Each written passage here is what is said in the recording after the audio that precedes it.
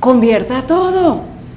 En cambio de ir como que hundiéndote, de repente comienzas a pensar en la fidelidad de Dios de generación en generación, en un Dios que renueva todo día a día, en un Dios siempre fiel, y eso ocupa tu pensamiento, eso llena tu corazón, y ¿qué sucede? Te da vida, te da nueva vida, te da esperanza. Vamos a pedir entonces al Señor que haga eso precisamente, que quita la mirada de tus problemas, tu sufrimiento. No te sirve, mamita, no te sirve, hermano.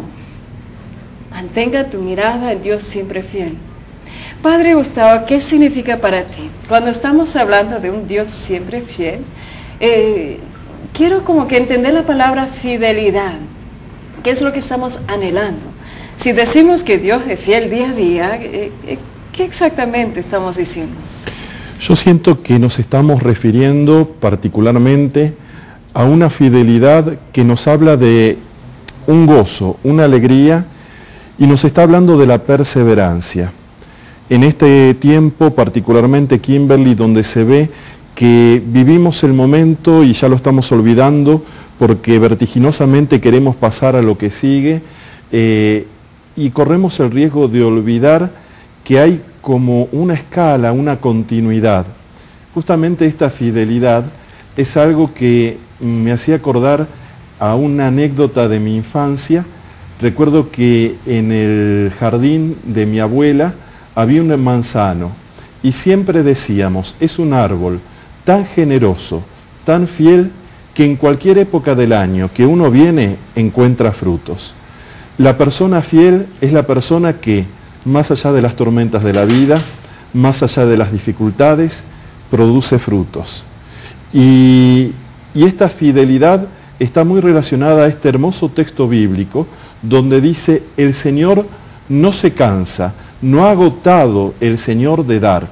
El Señor tiene mucho para darte, tiene muchísimas bendiciones preparadas en el arcón de su corazón, y está esperando solamente que nosotros nos apropiemos de esas bendiciones. Más allá de nuestras infidelidades, Dios sigue siendo fiel. La fidelidad de Dios es algo que a mí me ha tocado mucho en la vida, porque uno piensa que tiene que merecer de cierta manera. Sientes que mientras que tú eres santo, impecable, que así Dios como que te va a querer, y si llegas a caer en pecado o hacer las cosas de cierta manera que desagrada a Dios o que te lastima a ti, de hecho, uno piensa que Dios te va a castigar o piensa que el amor de Dios se agota. Y lo más hermoso de saber que no es así, que Dios tiene una paciencia. Para mí la palabra fidelidad está vinculada un poco con la permanencia, es permanente. No hay forma de quitarlo, es permanente, no es condicionado. No hay nada que tú puedes hacer que hace que Dios deja de amarte. No hay nada que tú puedes hacer, no hay ni tan lejos que tú puedes ir, donde tú te puedes esconder, ni en el pecado peor que se puede imaginar, de lo cual hace que Dios se olvida de ti. Es permanente su amor, es permanente su fidelidad. ¿Por qué? Porque Dios es fiel, es parte de su esencia. Dios es amor, Dios es fiel. Dios no puede ser algo en contra de su propia esencia. Dios sigue siendo fiel, pasa lo que pasa. A ver, lea otro texto conmigo. De hecho, si les interesa, yo sé que muchos líderes de grupos, sacerdotes, religiosas ven ese programa, y si les puedo ayudar con mis apuntes, nada más me tienen que escribir y con mucho gusto te los mando. Y puedes tomar crédito de ellos, no me va a molestar en lo más mínimo porque eso viene de Dios, así que toma todos mis apuntes y pues ya puedes compartirlo con tus grupos de oración. De ellas entonces van a encontrar en Deuteronomio capítulo 7, versículo 9, donde dice la palabra de Dios acerca de la fidelidad de Dios. Dice, reconozcan pues que el Señor su Dios es el Dios verdadero, que cumple fielmente su pacto generación tras generación para los que le aman y cumplen sus mandamientos, pero que destruye a aquellos que le odian, dándole su merecido. Pero qué fuerte esta palabra, palabra de Dios. Reconozca que es un Dios verdadero, que cumple sus promesas de generación a generación, que cumple el pacto. A ver, vamos a concentrarnos, porque parte de entender fidelidad viene con comprender lo que es un pacto, una alianza. Y tal vez la forma más fácil de imaginarlo es lo que llevamos los que estamos casados en el anillo, es una alianza. Es algo que simboliza lo que está sucediendo en el rango espiritual. Es un juramento. Es un juramento que nos hace recordar lo que estamos prometiendo. Ahora sucede en los matrimonios que no siempre cumplimos con esas promesas, pero Dios sí. Dios hace promesas y nunca, jamás los rompe. Es un pacto, es una alianza. Él se acuerda de las generaciones antes de ti también, que le fueron fiel.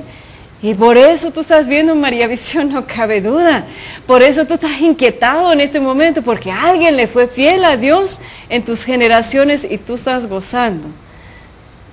Padre, tú has escribido muchos libros precisamente hablando de eso, de la fidelidad de generación en generación. ¿Qué nos puedes decir de las bendiciones que vienen de generación a generación de un Dios que ha sido fiel? Es hermoso saber que primero en nuestra familia han habido hombres y mujeres que han vivido la fidelidad, no siempre de manera fácil. A veces han tenido que luchar contra pruebas, contra tentaciones, pero han tomado la decisión de mantenerse fieles. Uno se pregunta, ¿de dónde les ha venido esta fortaleza? Como tú nos dices, de Dios que es eternamente fiel. De ahí han sacado la fuerza.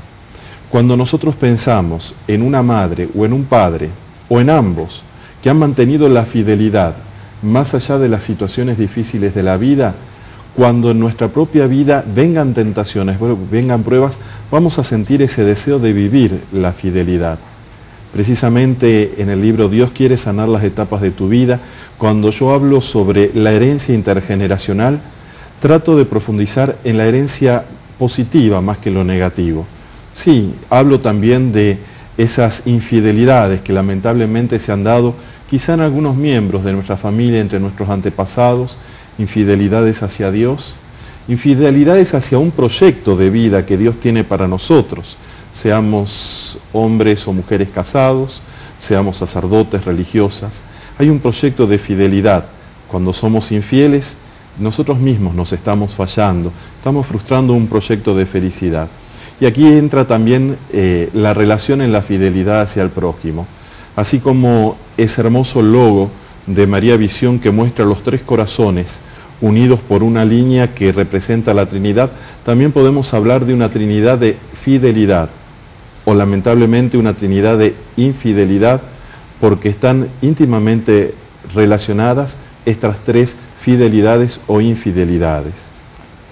Padre, estoy como que queriendo resumir un poco lo que hemos hablado hasta el momento. ¿Qué es la fidelidad? ¿Qué es la fidelidad? Yo busqué en una Biblia temática que tengo, cuando empecé a preparar el tema, busqué bajo infidelidad y decía, vea fidelidad, ¿no?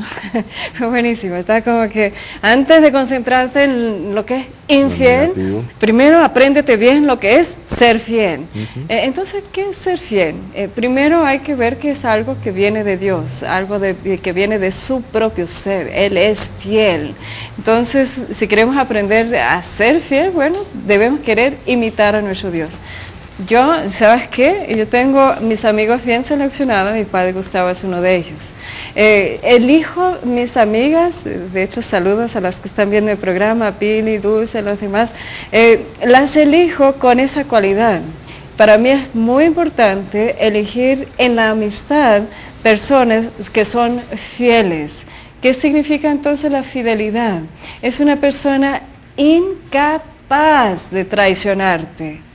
Imagínense, yo busqué esa cualidad en primer lugar en mi esposo, ¿no es cierto? De todos los candidatos, y bueno, no es por nada, pero había algunos,